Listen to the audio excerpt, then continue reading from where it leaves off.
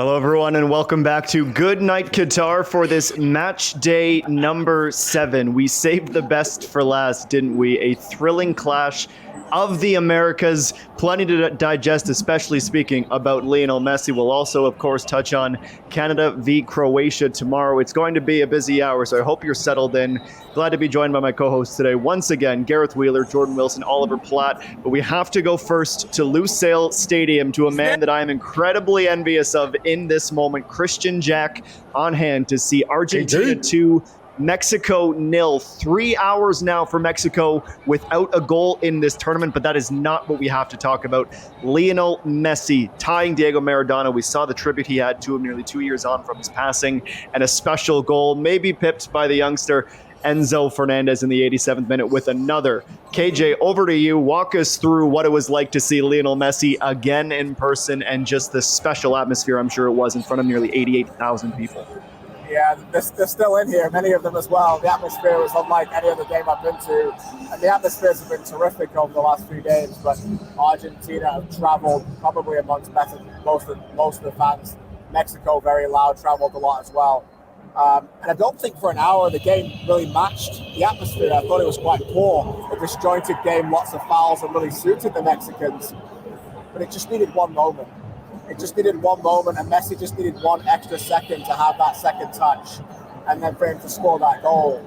I don't think no other team rides the highs as high and rides the lows as low as Argentina.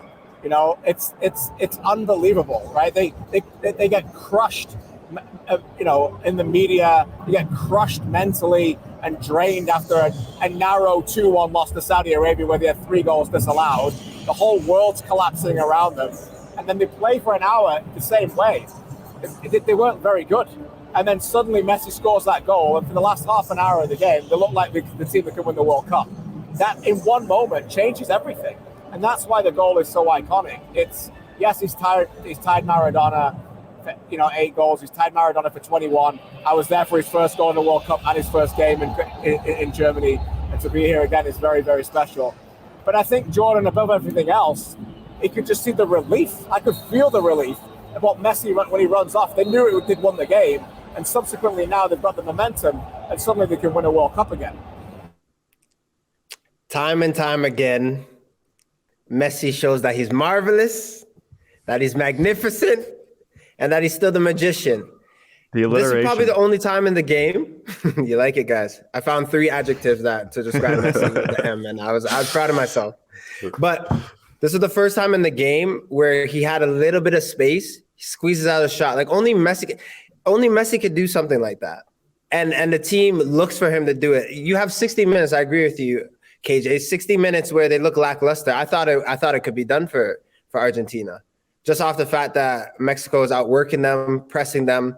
And then for a slight moment, they kind of second half, Mexico took the foot off the gas pedal, and no other than Messi comes clutch with the goal.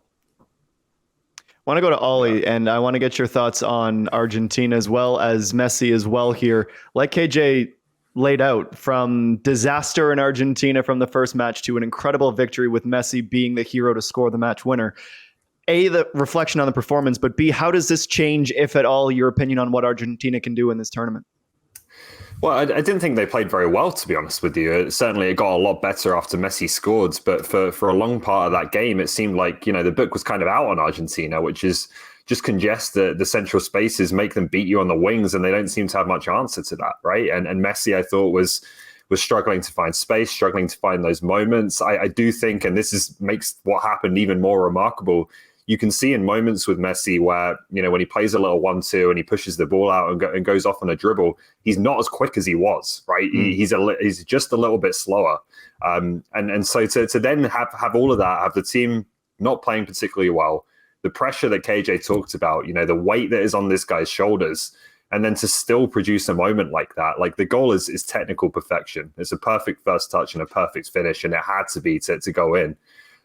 He shouldn't still be able to do this. He's 35 years old. He's played about 18 seasons of professional football. No one has been as great as he's been for as long as he's been great. And he's still digging his country out of a hole here. And I think KJ is right, is that this is a moment you will look back on if Argentina do anything at this tournament as the turning point, as the spark that maybe turns what could have been an absolute disaster for Argentina in what could be something else now. Nobody has done it for longer because by my count, it's Lionel Messi won, Cristiano Ronaldo won. And that's one of the storylines that's going to play out here, likely both their final World Cup. And this is what absolutely matters. I don't care if you think that Messi's better, Ronaldo's better. This is part of the storyline and why it matters so much. And KJ, you've documented multiple World Cups. It's difficult to score at a World Cup. Messi had 1 goal in the last World Cup. And for every moment like this against Mexico or the last-minute winner against Iran in 2014, you 3-0 losses to Croatia, 4-0 losses to Germany in 2010. I was at that game. KJ's absolutely right. It's the highest of highs and lowest of lows. And those goals haven't come easy for Messi in this tournament. And look, 1 lapse. Hector Herrera commits to the ball, doesn't know that Messi's behind him. It's a little bit of a mistake. It's the one player that will beat you from distance from right there. And Mexico dropped their guard, and Messi made him pay. And that's what makes him so special. And look, Argentina are not just showing up here. Like, this is a legacy builder for him, just coming up winning the Copa America. The World Cup and potentially his final World Cup, this one matters a little bit more, and he feels like he has the team around him that can actually do it. But without that goal today, Argentina on the ropes. It's a big goal from a big player at a big moment. I'm going to reset here, start with KJ, but I want everyone to weigh in. Kristian, this is a match where we have to pay some attention to the fact that Mexico still hasn't scored through 2 matches. But when you want to zoom out on it and take a look at the match and where we are in the group, how crazy things can change after a 90-minute performance. Is Mexico back? Excuse me, is Argentina back or is Mexico lost, Kristian? Well, I think I'll talk briefly on Mexico because I don't think they're the major story. I don't think they're very good. And I think they've got a chance to get through the group if they beat Saudi Arabia and it goes their way and Argentina come out and smash the Poles. But I think the jury was in for a long time in CONCACAF. It's a very average team lacking quality players. And Tata hasn't been able to open them up because that's not his style. So that's not to take anything away from Argentina, by the way. Now, Argentina back, I think what Gareth said is very important. You know, the key thing for this Argentina team is they are the best team that Messi will ever go to a World Cup with. They are the best team. Now, they may not win, but this is their chance. This is why the expectations are higher than anything before. In 2006, he was a young kid playing with the superstars like Riquelme, and in the end, it all went wrong when they took him off. In 2010, Maradona decided to play him without a midfield. He did not play any midfielders. He was a disastrous manager, right? In 2014, somehow they got to a final, and if Gonzalo Higuain could score, they would have won. But somehow he carried them to a final and was player of the tournament, right? And so in 2018, they were awful. Absolutely awful, and we're lucky to just get through to the last 16 where they got dismantled by the French. This is their moment. This is their chance. This is a team. This is finally a team of stars. And Wheels, you're bang on. This is the way that this needs to be looked at. And they think they're going to be playing in a final in 3 weeks. But without this moment today, it's hard to imagine that they would be. So are they back? I don't know. But you just got to get through the groups, guys. It's a battle of you're going to survive. It's not about performances at the moment or impressive performances. You just got to keep going and building. That's what World Cup's about. There's tons of hyperbole here. People blasting England for being rubbish and boring. Just get through the group and then figure it out in the knockout stage. It's a completely different tournament. And KJ Scaloni, this guy's a relatively inexperienced manager. He's still figuring out what he had. And I thought that bringing in, I know Jordan liked the alliterations, Martinez in the back, playing center back, and McAllister in the midfield were game changers for this team today. They're so much better on the ball with those 2 players than the players that they replaced. So KJ's right. You just need to kind of figure this out as you go along. Now, Argentina, Poland hasn't looked impressive. They go into that game as favorites. They control their own destiny, right? And despite that setback against Saudi Arabia, that's all that you can really ask for at this point. You can't rule them out. Yeah, you can't rule them out for sure. And it looks like they will get through the group now and get that opportunity. It does just remind me a little bit of 2014, though, where, we remember the tournament itself where they weren't great despite making the final, but they came into that tournament looking like a pretty good side, looking like a balanced team with the right kind of combination of pieces. And then they got to the tournament itself, and it all reverts to suddenly, too many tactical changes, too much reliance on Messi, everyone turning and expecting something from him. it's kind of felt like in the first couple of games that the same thing is happening again here, where they come into the tournament looking excellent. And again, it just reverts to, to some of their worst instincts. So you can't call 2014 a complete disaster or failure. They made the final, and if Higuain takes that chance, maybe they win the World Cup. So they're absolutely a contender. It's just not been as convincing as I think we were hoping from Argentina coming into the tournament. Jordan Wilson, last word on this to you. Yeah, quickly, just want to say, echo Ollie's sentiment that Messi's the headline, and we know he's the X factor, and for the longest time, he's been the best player. But Argentina have to look at this performance and say the 60 minutes that we've played in the first half and the beginning of the second half will not get us far in this tournament. Like the last 30 minutes where they played progressive, where they played with confidence, where other players look like they could hurt you, that is a performance that can get you to semifinals, maybe against Brazil, or to a final and maybe win it all. So whatever's going on in the camp, whatever chemistry, whatever like tentative attitude that they've had, it needs to die. For them to be successful, they have to play their best football and they have to play outside of themselves. What they were doing in the beginning is not working. The last 30 minutes, they need to hold on to that and bring that into every game.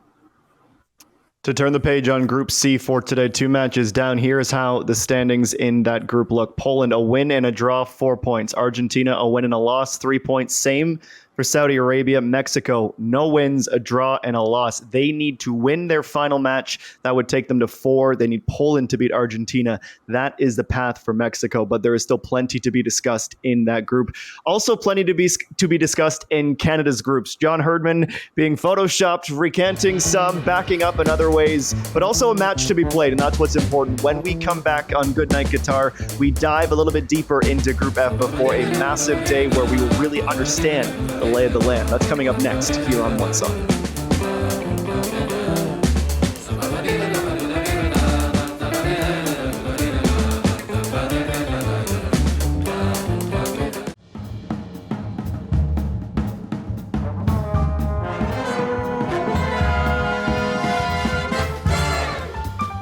We don't want to just be a team that comes here to bunker in, to make up the numbers. We want to be a team that comes here to excite. We want to play fearless football. And I think that's something that we proved against Belgium, is that we kind of shocked the world. And, it's been cool talking to some of my family members who are a little more dialed into the social media, and they've been saying, like, we kind of caught fire. Everyone, England, all around the world have been talking about, like, who is this Canadian team? Like, they've got some unbelievable players. They play some unbelievable football. And I think that's something that we always wanted to show. Yeah, obviously they're a top side. They've shown it. Like you said, they're runners-up in the last World Cup.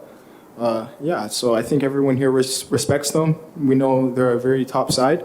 But like I said, we're also here to compete, and we don't fear anybody. So let's approach the game the exact same way that we did against Belgium and go out there and try and get 3 points because, now it's do or die. It's win or go home. I think one of my absolute favorite things about this tournament thus far is seeing the young Canadian stars and how much the world is taking note. I know this country just wants to collectively wrap their arms around these young guys and give them a hug. Alistair Johnston might just be the first one to take the big move with the rumors to Celtic, but that's a conversation for another time. You can do the hugging. I'll do the hugging. They won't want the hug, but I'll say collectively. It's hyperbole, Wheels. Speaking of hyperbole and things blown out of proportion, let's talk a little bit about John Herdman, the infamous "we are going to F Croatia," and then the tabloids in Croatia taking notice of this. Of course, the Photoshop newspaper that we've seen around the world, and then the Toronto Sun here in Ontario getting involved as well, saying our balls are bigger. Honestly, A, hilarious, well done, Toronto Sun. But B, let's zoom out and talk about this, and I'll start with KJ on it.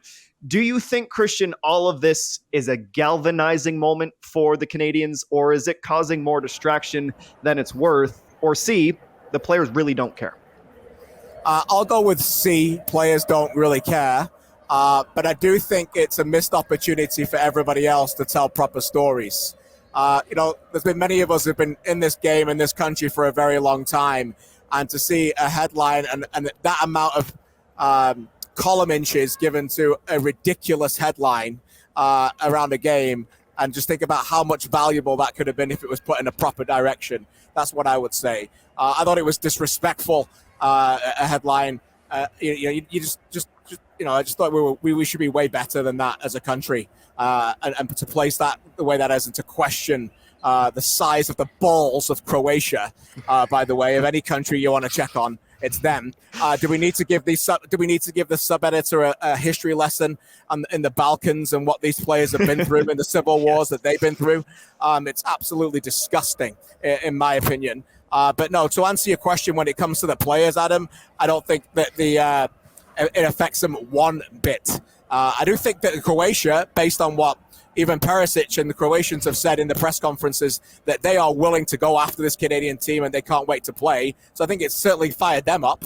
But as for the Canadian players, look, I don't suddenly think that they're suddenly, shivering in their boots because of Croatia suddenly coming after them based on this headline story. I just think it's a real pity that the story hasn't been on those players. I don't subscribe to this nonsense of distractions and keeping it away from the story about the players. I think the story should be the players. It would have been great if a full-page Sun article would have been on the stars of this team and getting people to get behind them and to get to know them more. But instead, we have to put it with that nonsense of a headline. Oliver Platt, when I need a word on nonsense, I go to you. I'm an expert. I struggle to believe that the Croatian players, are really going to be dwelling on this or thinking about this, particularly before the game. I think they've been in some pretty big moments through their careers.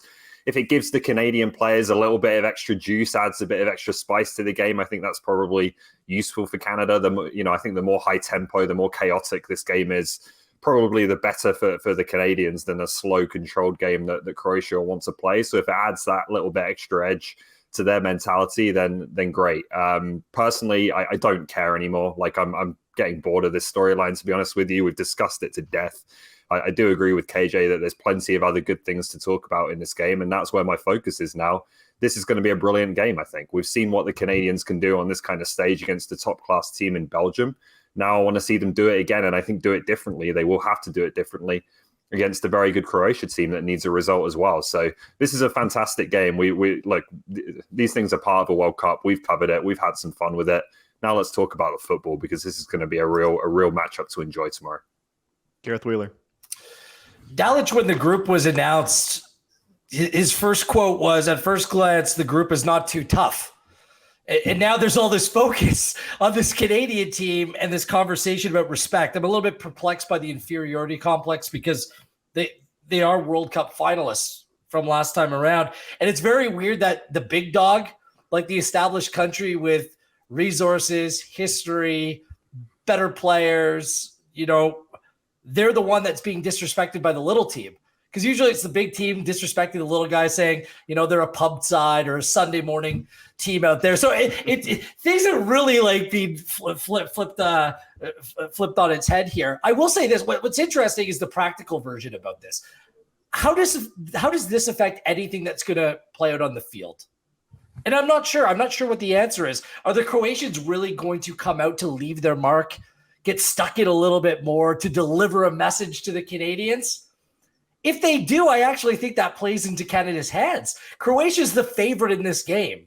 They're the team that should be able to control this game. If the game starts getting a little bit out of control, a little bit frantic, a little bit chaotic, a little bit stretched, I think that plays into Canada's favor, because one thing we really did learn about this team through World Cup qualifying, they're not going to back down. They don't get phased.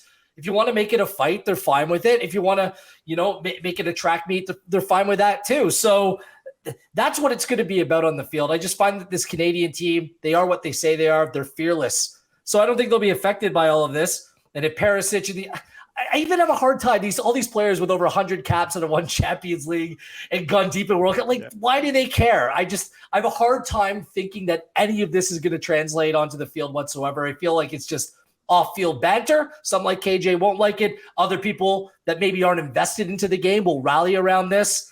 No matter what, it makes it all for an intriguing matchup tomorrow.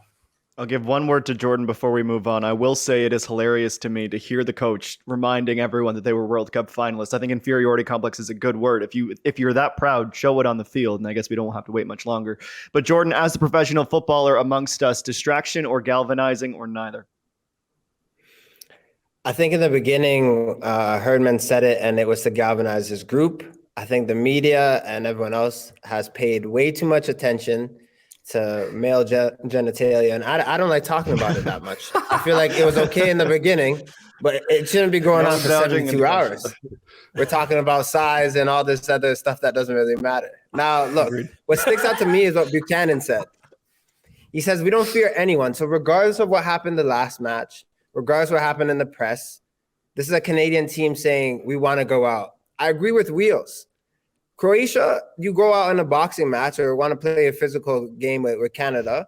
And when you have a team that is so tactical and technical like Croatia, if you're playing and you're thinking, oh, I want to get stuck in tackles, that's not what they need to do to win. They need to play a better game and need to score. So for me, if they want to go and allow the media or anything like that to disrupt their plan, that's getting away from them getting back into a final. So I like the odds going into the game tomorrow for Canada. I just think there's a few things Canada needs to tweak. But yeah, I'm tired of talking about genitalia. KJ, what's your take? Because Dalic said after their game against Morocco that they kind of lacked bravery. He questioned they only had 2 shots on target, right? So I don't know if this is just part of his public mind game as well. I don't know your perspective on that because you've seen enough of this team, KJ. This team is a very good side. I went to the game and I thought they were really poor. They didn't play through midfield. Morocco did an absolute clinic in clogging up the midfield. And anytime they start doing the quick passes in between, and suddenly you're in big trouble. Modric got deeper and deeper and deeper and was playing the balls over into direct spaces in wide areas. I do think that Herdman might make changes because of that. I think he might throw another man in midfield. But I think the right side, when you look at what Hakimi and Ziyech did, is something that Buchanan and Larea can do, because Perisic does not like to defend. He likes to stay high, and Sosa was isolated in the left-back position, and he had a nightmare for about 50 minutes. Eventually, Croatia got a little bit tactically changed it, but if you can create overlaps in wide areas, you've got chances. But I'm with everybody, Jordan. I think everyone said the right thing. The last word for me on the headline is that I think a lot of people that are jumping in on all of this, the casual fan, the fan who's not watched it before, I don't think they realize how big of a strong underdog Canada is. Yeah. And that's my concern. That's my concern, because that's the story that should be told, and that's what's not been told. The story now is about balls and F Croatia and go out there and win. And if Canada do go out there and win, these casual fans are going to go, yeah, see, we did it. We stuck it to them. When really... this team, this Croatia team, as you've all said, they've got Champions League winners for fun. Kovacic, 4 Champions League winners. Luka Modric, one of the greatest players to ever play the game. World Cup finalists. They've got everything and more that Canada could only dream of having. Let's score a goal and then try and get a point before we start thinking of doing what everybody else is saying that we're going to do. So that would be a good result, in my opinion. So, if they can go out there and win, it will be a monumental achievement, and it needs to be told that way. I'm just not sure that this story has really shown it enough. I think that's a very good way of putting it. If we can, let's show the standings for Group F, and then we're going to dive into the match and how Canada might change. So heading into match day 2 for Group F, Belgium, of course, lead with a 1-0 victory over Canada. Croatia and Morocco both drew 0-0, Canada losing by a 0-0. And something else to keep in mind for the match against Croatia tomorrow, Alphonso Davies and Alistair Johnston both on cautions for the Canadians. With all of that said, Oliver Platt, let's shift this conversation where it deserves to be, and that is tactically. How do you think that John Herdman is going to change the game plan, if anything, from Belgium to Croatia? I suspect he'll do one of 2 things. KJ touched on it a moment ago. I think he'll either bring in a third midfielder, because you have to match up with Croatia in that area, or he'll go to a 4-4-2 with David and Larin, because those two are so good defensively at chipping in and helping the midfield, right? And so you can have, we've seen it before when they've played against a team in a 4-3-3, one of the strikers drops onto the deepest midfielder and helps the midfield in that regard. So I suspect they'll do that. I don't think they can go with the same way they played in the first game and just kind of leave Eustachio and Hutchinson to deal with 3 world-class midfielders. There's going to need to be another solution there. I'm just not sure whether it's someone like Osorio coming into the midfields or going with 2 strikers and having one of them drop onto Brozovic out of possession. But that would be the key, I think, for Canada is trying to congest that area and then exploit what I think is an advantage, to be honest, in the wide areas when you look at the quality the Canadians have. Gareth? I'll leave most of this to KJ and Jordan to say, but John Herdman has made public comments about how he and his coaching staff felt like they were going to jump out of a window while they were watching the Croatian midfield operate in terms of their scouting. That tells me everything I need to know in terms of where the focus will be. So defensively, no time, no space. I think that Morocco did a nice job at doing that. Amrabat in the midfield was excellent. Can you apply that pressure? You know, Hutchinson's clearly a 60-minute player now. He's not going to be able to go 90. We'll see who Herdman might add to that area of the field. Like, there's no obvious option there. And in terms of attack, KJ said just down the flanks, the pace down the flanks is an area where Canada is at their best. And that's an area where I think they can expose this Croatian team. If you can sucker them in, I think they need to be a little bit more picky in terms of when they go and press. But when they get it right, they can get out and run. This needs to be a controlled game. And if you can, in those moments where it gets a little bit wide open or frenetic, then that's where I think Canada can really be at their best and cause a threat. Christian, to you, and if you would, sorry, go ahead. Sorry, go ahead, Jordan. Sorry, quickly. I was just gonna add to what Wheels said. I said in those moments too, Wheels, when the tempo drops from Croatia's building and they're connecting passes, that's just the moment not to concede for Canada. Right, when they're connecting, and you can't stop a Luka Modric getting on the ball, or Rakitic getting on the ball. When that happens, it's what we talked about last time. It's like Victoria, back line, make sure you're ready to track runners, maybe to keep the line high. That's not the time to concede. We know, Canada knows we're dangerous going forward. We're dangerous when we break. That is the time to create something. But conversely, when they have the ball, that is the time to be aware and switch on. No more Rakitic. Rakitic is gone from the team.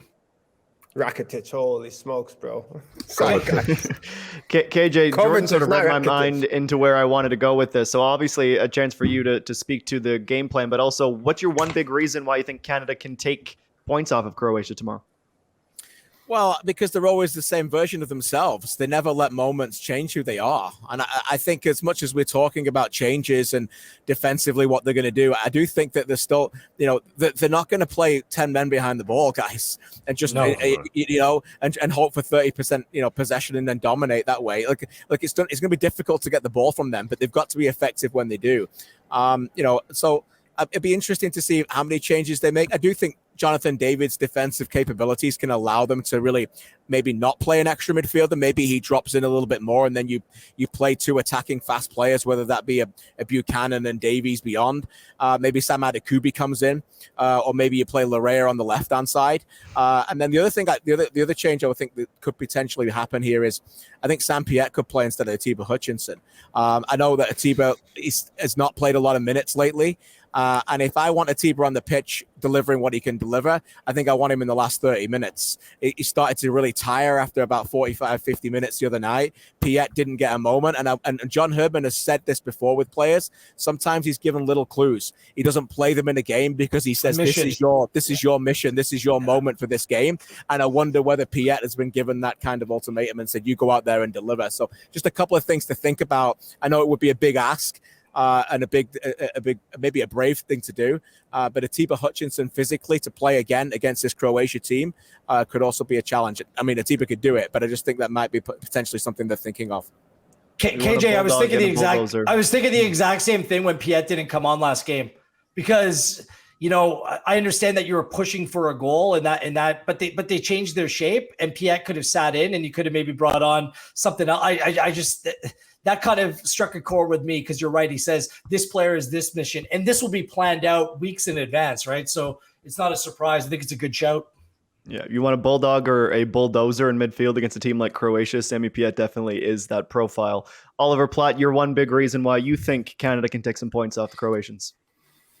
Because they have players to hurt them. It's the same thing, I think, against Belgium. They're different teams and different profiles of teams, but you look at the matchups in the wide areas in particular again, and you believe that players like Alphonso Davies and Tejan Buchanan can cause Croatia problems. I don't think there's any question about that. So once again, it's going to be that balance of risk reward and managing all of the threats that Croatia have to offer. But I do think that Canada, when you look at players who can really hurt you in the wide areas, one-on-one, running at people, I think there's more of those on the Canadian team, to be honest, than there is on the Croatian team, who looks a bit blunt in the final third in that first match. So it's that kind of firepower that gives you hope, I think, that Canada can get something. All right, Jordan, take us home. Motivate the country. One big reason. I think football's about matchups. I think strictly what we're seeing in this tournament more than ever is that the game is won or lost in and around the box. So outside of everything, Canada needs to be clinical tomorrow and just break the ice. You know, when you're playing 21, I don't know if you guys are ballers, but you just have to break your ice for the points to start counting. This is what Canada needs to do. You get that first goal, you know, you just get that monkey off your back, you can breathe. But we are just so dangerous on the counter and have so many youthful players that want to express themselves. A player to score tomorrow, it just says, we can do this at this world stage. And I promise you, Croatia will be shaking in their boots. Can't wait for the celebration. What that will look like. That shooting stroke from Jordan was something else. And to be fair, the Canadians have been playing basketball in training, staying loose. So maybe hit the backboard and came in. Kristian Jack, we appreciate you as always. Stay well, my friend. Enjoy the evening, and can't wait to talk to you tomorrow after hopefully a big result. The Messi of Canadian football, Kristian Jack joining Good Night Qatar. We're going to take a pause. When we come back, some more reaction and reflection on the other 3 matches today, including Kylian Mbappe continuing to set the world alight. That's next.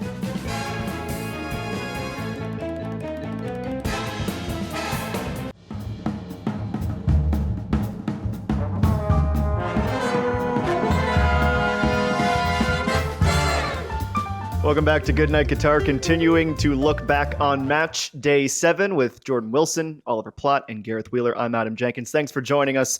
I mean, what a performance from the French today. Let's go through the results and then we'll go one by one. Tunisia 0, Australia 1, Poland 2, Lewandowski gets his goal, Saudi Arabia 0, France 2, Denmark 1, although the Danes did make it spicy, tying it after Mbappe had his first. Let's talk about Kylian Mbappe. No Karim Benzema, no problem. We know there's some Ballon d'Ors in the future for Kylian Mbappe, but Oliver Platt, I mean, this kid continues to show us that he is one of, if not the best in the world already.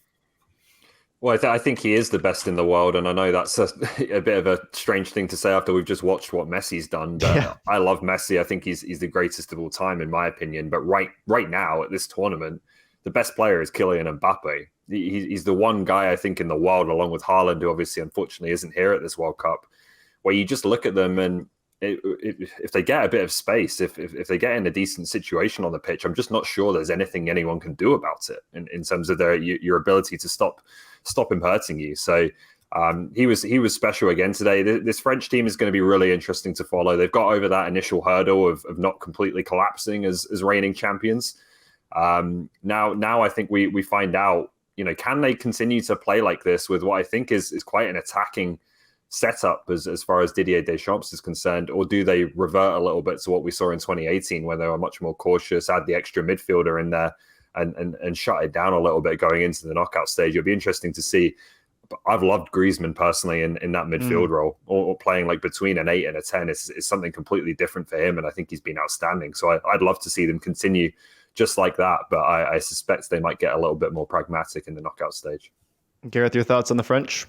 Well, Mbappe, yes, is the best player in the world. That combination of speed and skill, like the goals he's scoring already, it's just absolutely fantastic. Congratulations to France. The curse of the reigning champions is over. Italy, the 2006 winner, dumped out of the group in 2010.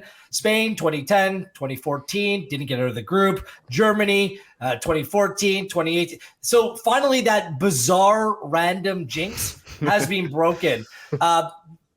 Mbappe, Griezmann, and Dembele. These 3 players are unplayable right now, the way that this team is structured. Their center back position's wonderful as well. My only question about France is when it comes to the knockout round football, and Ollie and Jordan, I think we've said this about other teams as well. Can you play Griezmann in that role when you're going to be playing in games where you're going to be conceding a little bit more possession, playing against more dangerous players than they have right now? Like that game today was played in the sand, the desert at times. It was so slow. Like it wasn't quick, other than when Dembele and Mbappe got on the ball. You're like, whoa, we actually have a game. I still think they need that third midfielder, and that was their key to success in 2018. Pogba, Conte, and Matuidi. They just simply outran teams in the middle of the park. Tchouameni and Rabiot, who's the third? Can it be Griezmann? I'm not quite sure about that. There might need to be a tinker or a change to that team. Jordan, a word on Mbappe? Only Pele, by the age of 24, scored 7 goals in the World Cup. This is where Mbappe is at right now, at 23, with games still to be played at the World Cup. Simply magnificent. For me to step up again and again for your country and club, and just be a guy that how I describe the best is any team in the world would take and use and pick Mbappe right now to play for them. Like the way his movement, First player the way he picked. gets it to the box. Pardon? He's the first player picked. Number one pick in the world draft. Him 1, Holland There it 2. is. Who's 3 and 4? Yeah. Best player. For me, it's just we're looking at a guy where we have potentially 4 more World Cups to see, 3 World Cups if he stays healthy. Like it's just remarkable. My question about France is we've talked about it. The boys have talked about it on the show. Is just what do they look like when they're pressed, specifically in the midfield? What does it look like when a team is a bit more physical with them? Today, I agree. It was a bit of a snooze fest. I was expecting a lot more from Playing Denmark. for a draw. Draw would have suited To come both. out, and you're just playing safe. But what happens when it's a knockout game and a team is coming and ready with gloves on, ready to box? Go ahead, Ali. Sorry, I just wanted to add a quick stat I forgot to say. I heard the commentator said it on the broadcast. He said, I can't remember if this was the first or second goal, so he may have overtaken him now, but he said Mbappe is drawn level with Zidane in 7th for French all-time top scorers, just ahead of Papin and Fontaine. Like, imagine that being your 7, 8, 9, 10. And Henry. Mbappe, Henry's first, right? Sorry, with Giroud. he tied Henry for This is 7 and 8 is Mbappe, Zidane, Papin and Fontaine. Like, incredible. One more wild stat 23. before we check in with KJ. That was the first time France had beat Denmark in a World Cup since 1998. The 4 matches in between: Denmark 2, France 0 in 2002, a 0-0 draw in Moscow in 2018, 2022, Denmark 2. First time they beat them this year, Adam. Denmark beat them twice this year already. It's unbelievable. You're exactly right. What a performance for the French. And yes, Wheels, the curse is broken. We kicked KJ out of the live portion of the show, but he was at the Poland-Saudi Arabia match. Let's hear his thoughts on that game right now. 10 minutes before kickoff here inside Education City Stadium, the image of Robert Lewandowski appeared on the video screen. In a crowd dominated by Saudi Arabians, his presence was somewhat fleeting. It shouldn't have been. Underneath his image read the numbers: 76 goals in 135 international games for Poland. 0 goals in 4 World Cup appearances. After 3 disappointing games for Poland in 2018, and after missing a penalty in the opening match here against Mexico in Qatar, many people have decided to focus on that 0 heading into this match when it comes to discussing Lewandowski's legacy. Yet he has won almost everything else in the game, and he cannot do it alone. Today, it was a victory for the collective before the individual could shine. Saudi Arabia were terrific opponents. The same spirit and physicality they brought against Argentina, they had their chances better than Poland in many regards. A missed penalty, a brilliant double save by Wojciech Szczesny, and more saves meant that stars started to step up outside of Lewandowski. Lewandowski needed the help, and Zielinski provided it just before half-time when he roofed the opening goal in the game. It was 1-0 Poland, but still Saudi Arabia would come in their waves. Szczesny made more great saves. Mati Cash was excellent down the right, and the defenders were marvellous as Saudi Arabia started to tire. Finally, Lewandowski was getting help. He's the Academy Award player listed amongst B-listers. These guys needed to step up in the stage and start to deliver. Thankfully, they did, and eventually the stage came to Lewandowski, just like it always does. In the 82nd minute, he was presented with a gift as the tired Saudi Arabians lost the ball and Lewandowski was suddenly in his office, one-on-one with the goalkeeper, and as he rounded at the goalkeeper and put the ball in the net with his left foot, the crowd erupted. It was a special moment for Lewandowski. As he fell to the ground, the player that has won everything else in the game suddenly had a World Cup goal. You could see what it meant to him and his teammates as well. Saudi Arabians suddenly were quietened in the 82nd minute after a really raucous atmosphere. Quiet they were, and that's where everybody else now must join them. Everybody else who questioned Lewandowski's legacy. Robert Lewandowski, not undoubtedly one of the game's greatest players, finally got his key moment in a World Cup. A career-defining goal and an enormous 3 points for Poland. A special night for Lewandowski and a special night for Poland in Group C. A very special night indeed as the Poles now top Group C. A round of applause from Jordan Wilson on KJ's stand-up outside of Education City Stadium. Gareth, time to wrap up our chat on today's matches. Are you on board the Soccer Rouge train? Mitch Duke in the 23rd minute. The Aussies, are they back, Gareth? They're back. Well, it's their first World Cup win since 2010. I'm thrilled for them. A great fan base. This was their World Cup. Come away with a win. That's huge. On a day where Lewandowski scored and Lionel Messi scored. Mitch Duke. Mitchell Duke. And then Kylian Mbappe. Then you throw Mitchell Duke into the equation. He plays in the second division of Japanese football. This is what this Australian team is about. They're a bunch of A-leaguers, there's some J-leaguers, but these aren't household names like some of the players that have come in the years before. Like there's no Harry Kewell on this team or anyone like that. So they're a nondescript bunch. Their manager didn't even name his own son-in-law to the team. So there's some risk involved in all of this. And look, it's a significant victory. They played Denmark in their last game.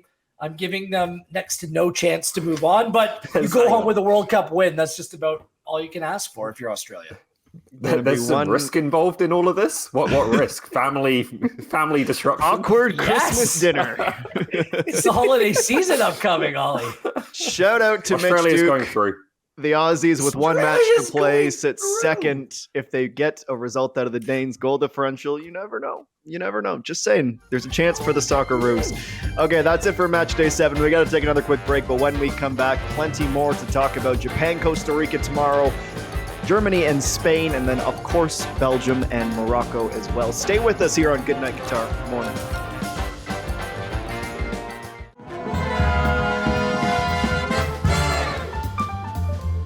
The schedule for Sunday, it begins nice and early, 2 a.m. Pacific time, Japan and Costa Rica, and then one that a lot of Canadians will be waking up for, Belgium and Morocco. Canada and Croatia will follow, and then the night will end in Qatar with Spain and Germany, a couple of European heavyweights to wrap up match day number 8.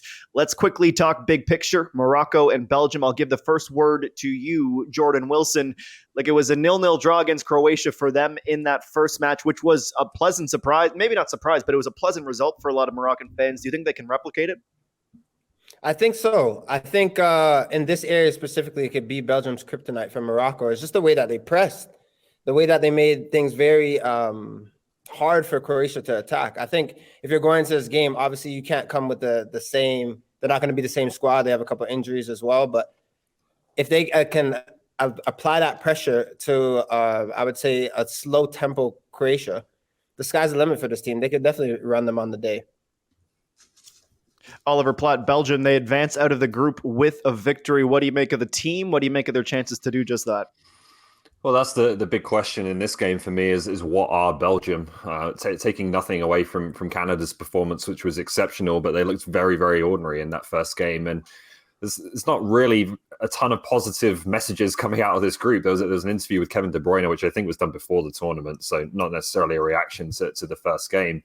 But he basically straight up said he doesn't think Belgium can win this tournament. Thinks they're too old, and their chance was in 2018. So you don't feel like you're getting a great vibe out of this group. Now we find out, is there going to be a response, a reaction here to what happened against Canada? But Morocco, I do think, are a good team who are going to present a lot of the same problems as we saw against Croatia. They can make games very difficult.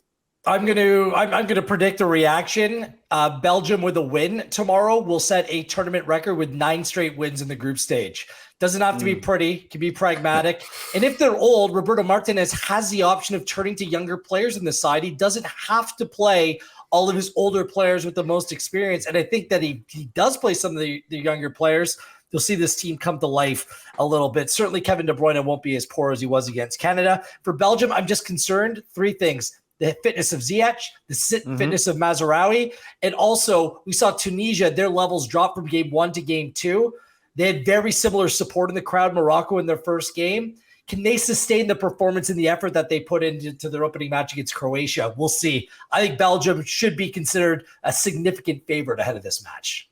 And I would think that a lot of Canadians would hope that would be the result, that Belgium gets it and let Canada really battle it out on the final day of the group. Exactly. Yes.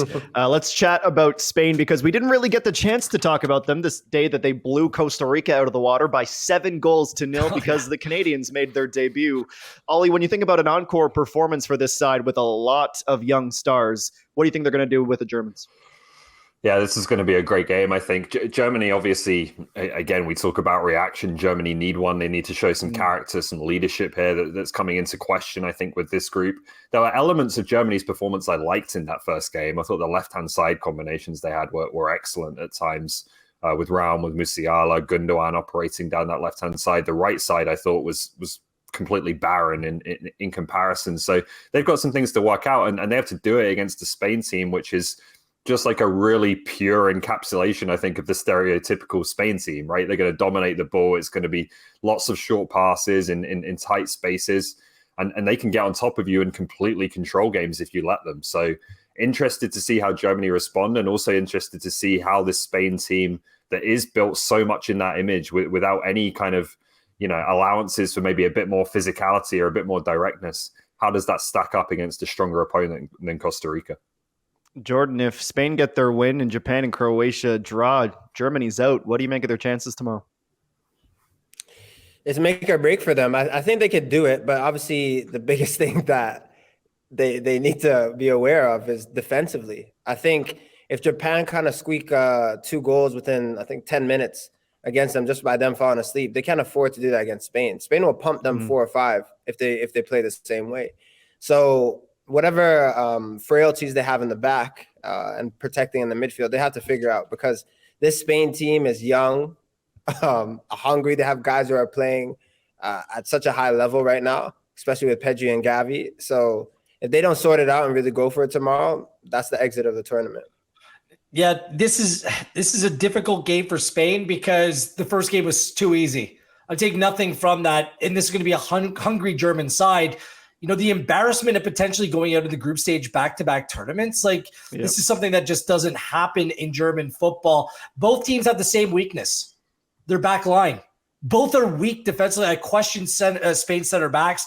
I think there's going to be goals in this game. I think there's mistakes because there's so many young players on the field. We'll see. Spain's going to be pushed here. And just remember, the Japan-Costa Rica result will be in the books before this game starts, which could heap the pressure even more so on Germany. That's a very good point. Just as it will be for Canada tomorrow, they will know exactly what happened in the match before them. So we know we are in for a very thrilling Sunday. One last break. We're going to wrap up the show with a little bit of over-under as we continue to get ready for Canada and Croatia. That's next on Good Night Qatar.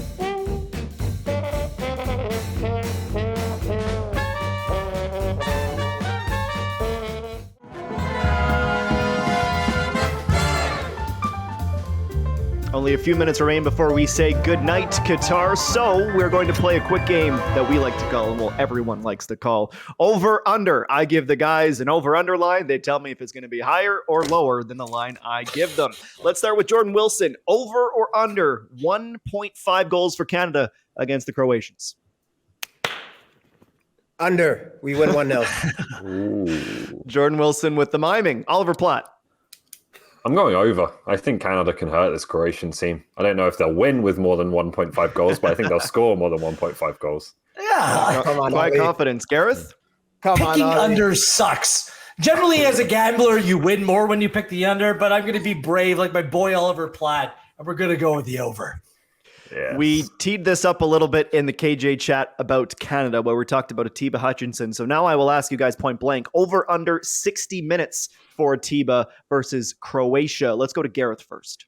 I'm going to go over, but narrowly. I think that he would have come out right on 60 by virtue of the ball going into play. It ended up coming up in the 59th last game. It might be 61, might be 62. I think for Canada to be successful, they need to play their best central midfield possible, and that includes Atiba Hutchinson for as long as possible. Over. Jordan. Under 59. He played 59 before. I think right in the 60th minute. They're going to make a fresh new sub. I'm sticking with under, baby. That's an anxious bet for Jordan. Okay, Ollie, the question I guess really is also, does Atiba start tomorrow? Yeah, I'm going over. I think he'll start. I don't think Piet will play in this game personally. Atiba goes and goes for as long as he can. I think it'll be 70 plus. And it will be, if it happens, cap 100 for Mr. Atiba Hutchinson. 0.5 goals for Jonathan David, Oliver Platt. Ooh, let's go. I'm going to go with the under. I see Jonathan David playing more a facilitating role and Kyle Larin coming back into the team this game. So an like assist that for Joe, but no answer. goal. Jordan. I like that answer, Ali. Under. I'm going with Kyle Aaron scoring the one goal that beats Croatia. Peer pressure, Gareth Wheeler. I went over the goals. I need to go over this total as well. And Jonathan David had the best XG out of any player through the first round of games. So he's due. He's in good form. He's ready to score. Okay, everyone, this is just over under. No explanation, no time. 1 point for Canada after 2 games. Over under. Gareth. Oh, God. I honestly don't know. I think it's going to be right on. It's going to be a push. One. It's going to be a point. Quick, Ollie. Push. Jordan. Over. That a boy, Yeah, Jordan. That's Jordan. the energy you to said end one the more. show. Gareth Wheeler, Jordan on. Wilson, Oliver Platt. Thanks to KJ again for joining us. Canada, get ready. Tomorrow's a massive day. And of course, we'll be back to break it down on Good Night Qatar.